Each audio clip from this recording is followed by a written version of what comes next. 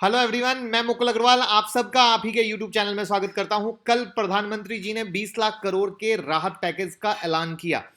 अब जो सबसे बड़ा सवाल मीडिया में, सोशल मीडिया पे हर जगह था कि ये पैसा आएगा कहां से।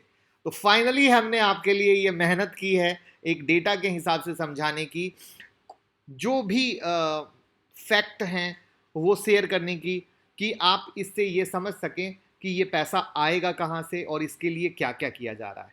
तो उम्मीद करूंगा कि ये इन्फॉर्मेशन अगर पसंद आएगी तो डेफिनेट शेयर कीजिएगा। और इस तरह की यूनिक इन्फॉर्मेशन के लिए चैनल को जो भी नए लोग हो सब्सक्राइब करना बिल्कुल ना भूलें, बेल आइकॉन का बटन प्रेस करना ना भूलें, क्योंकि बेल आइकॉन का बटन प्रेस रहने पर ही आपके पास वीडियो की अपडेट आ पाएगी। तो कोविड से निपटने के लिए और देश की इकोनॉमी कंडीशन को मजबूत करने के लिए ये जो भारी भरकम पैकेज दिया गया है, ये एक्चुअली अगर देखा जाए तो ये 20 लाख करोड़ का नहीं है। ये एक्चुअली देखा जाए तो 13.30 लाख करोड़ का है। यस, 13.30 लाख करोड़ का। कैसे, बात करेंगे। दूसरी बात, जैसे विदेशों में डायरेक्ट लोगों के हाथ में पैसा आया, इंडिया में ऐसा नहीं होने वाला है। यहां सरकार हाथ में पैसा नहीं देने वाली है। सरकार लेबर, लैंड, लॉ में सुधार करेगी और लिक्विडिटी को सपोर्ट करेगी। तो अब ये पैकेज 13.30 लाख का कैसे है ये समझिए। देखिए, उन्होंने जो घोषणा की, उन्होंने ये कहा कि 20 लाख करोड़ का पैकेज पहले के सभी पैकेज को मिलाकर दिया गया है। तो आरबीआई ने अभी तक कितना दिया? 5 लाख करोड़ का दिया। 1.70 लाख करोड़ सरकार ने दिया। तो कुल मिलाकर कितने हो गए? 6.70 हो गए। तो अब 20 लाख में 6.70 हटा दीजिएगा तो सरकार को कितना देना पड़ेगा? 13.30 लाख करोड़ का पैकेज। अब सवाल यह है कि कहां से 13.30 लाख करोड़ आएगी। तो सबसे पहले तो इसमें से जो कैलकुलेशन है वो एलटीसीजी से टैक्स हटेगा, फिर dividend distribution tax corporate tax से जुड़ेगा, जीएसटी को 6 मंथ का मोरेटोरियम दिया जा सकता है जिससे 6 लाख करोड़ मिलेंगे, ऐसा अनुमान है। मतलब ये एक फैक्ट नहीं है, एक फिगर है। ये फैक्ट नहीं है, फिगर है, एक अनुमान है। बाकी जो पैसा चाहिए वो सरकार अपने उधार कार्यक्रम से, लोन कार्यक्रम से पूरा करेगी। अब सवाल होगा कितना कर्ज लेगी, कितना उधार लेगी। तो आप समझिए कि जो करंट फाइनेंशियल ईयर है उसके लिए बाजार से कर्ज का लक्ष्य बढ़ाकर 12 लाख करोड़ रुपया कर दिया गया है। जबकि अगर आपको पता हो तो जो बजट था उसमें ये लक्ष्य 7.8 लाख करोड़ का था। इसका मतलब साफ है कि 4.2 लाख करोड़ का एक्स्ट्रा कर्ज ले रही है। जैसा कि आपको पता है कि पिछले कई दिनों से सरकार की ओर से कहा गया था कि कोरोना के कारण कर्ज के लक्ष्य को बढ़ाना जरूरी हो गया है और फर्स्ट 6 मंथ में 6 लाख करोड़ रुपए बॉन्ड के रास्ते से जुटाए जाएंगे और इस पैसे से कोरोना को इकोनॉमी से बचाने पर खर्च किया जाएगा। अब चूंकि कोरोना के कारण जो बजट के आंकड़े हैं, आकलन है, सब धराशायी हो गए हैं। इवन आप देख रहे होंगे जो हम लोग क्वार्टर बैंक की एनालिसिस करते हैं, हर बैंक कोरोना से बचने के लिए प्रोविजन कर रहा है एक फंड का, जो हमने कल बंधन बैंक में भी दिखाया, आईसीआईसी में भी दिखाया। तो एग्जैक्टली वही हालत है गवर्नमेंट की। तो सरकार पैसे की किल्लत से जूझ रही है। देश की पूरी इकोनॉमी 24 मार्च से ठप पड़ी है।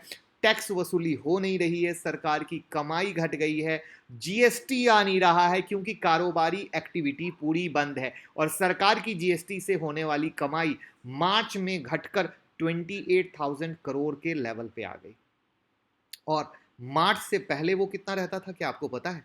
1 लाख करोड़ के आसपास रहता था। तो कितनी जबरदस्त गिरावट है आप समझ सकते हो। और जब मार्च में गिरा है तो अप्रैल में क्या आंकड़े होंगे, आपको आइडिया तो लग ही गया होगा।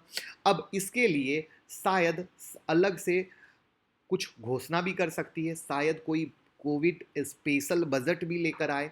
और दरअसल जो सरकार ने 20 लाख करोड़ का पैकेज किया, ये किसी को उम्मीद नहीं थी।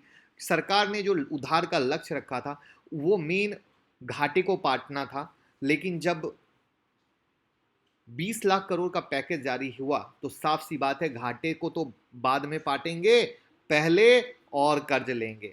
अब इसमें शायद कुछ लोगों पर रिच टैक्स भी लगा सकती है, तो देखना होगा ये किस तरीके से होगा। ये एक अनुमानित फिगर है कि यहाँ यहाँ से पैसा आया जा सकता है। अब जो बात होती है कि असर क्या होगा, तो जापान की बड़ी ब्रोकिंग फर्म नमूरा ने कहा है कि सरकार जो 12 लाख करोड़ का बाजार से उधार ले रही है, इससे राजकोषीय घाटा 5 से लेकर 6% तक जा सकता है, वो बढ़ सकता है। जबकि इस साल के लिए सरकार ने इसका अनुमान 3.5% का लगाया था।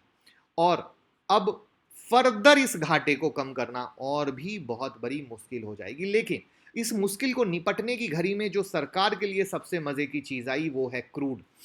क्रूड के कारण सरकार को बहुत राहत मिली, और क्रूड ही एक ऐसी चीज है जिसने आपकी करेंसी को बर्बाद होने से बचा लिया, वरना आपकी करेंसी बर्बाद हो चुकी होती। जो कंडीशन में आपको आज दिख रही, ऐसे तो कोई अभी भी सुधरी हुई नहीं है, बट क्रूड ने बहुत राहत दी। अब सरकार के उपायों में क्या है, पेट्रोल और डीजल पर टैक्स बचाने से सरकारी खजाने में 1.4 लाख करोड़ आएंगे। और जहां तक बाजार का मानना है, जो कि मैंने क्रूड के बारे में कहा, कि ऐसे में सरकार के लिए टैक्स लगाना और आसान हो गया है, जिससे आम जनता को पेट्रोल और डीजल पर राहत तो मिल नहीं रही है, लेकिन कीमतों में बहुत ज़्यादा फर्क भी नहीं पड़ेगा और वहाँ से रेवेन्यू जनरेट हो जाएगा। इवन खबर ये भी है कि आरबीआई भी मदद करेगी, जिसमें से खबर ये आ रही है कि आरबीआई से 45,000 करोड़ रुपए की मदद मांगने की तैयारी है। अब देखना होगा आरबीआई देता है क्या, क्योंकि आपको एक चीज़ बता दूं कि आरबीआई मोटे तौर पर करेंसी और सरकारी बॉन्ड की ट्रेडिंग से मुनाफा कमाता है, और इन कमाई का एक हिस्सा आरबीआई अपने चीज़ों को चलाने के लिए और इमरजेंसी फंड के तौर पे रखता है, और इसके बाद बची हुई रकम डिविडेंड के तौर पे सरकार के पास जाती है। तो ये आरबीआई का भी स्ट्रक्चर मैंने आपको समझा दिया। तो उम्मीद करूंगा इन्फॉर्मेशन पसंद आई हो तो लाइक कमेंट शेयर करके हौसला अफजाई कीजिए, जिससे हम इस तरह की यूनिक चीज़ें भी लाएं कि जब आप फाइनेंस में जुड़े हो तो आपको हर एक चीज़ पता होनी चाहिए। ये नहीं कि सिर्फ निफ्टी के लेवल दे दीजिए, स्टॉक के लेवल दीजिए, हमें पता सब होना चाहिए, तभी हम सही दिशा में बढ़ पाएंगे, समझ के साथ कर पाएंगे। बाकी टेलीग्राम ट्विटर से जुड़े रहिए, और फर्दर वीडियो आती रहेगी, चैनल के वीडियो के सेक्शन में आप देखते रहिए। Thank you so much.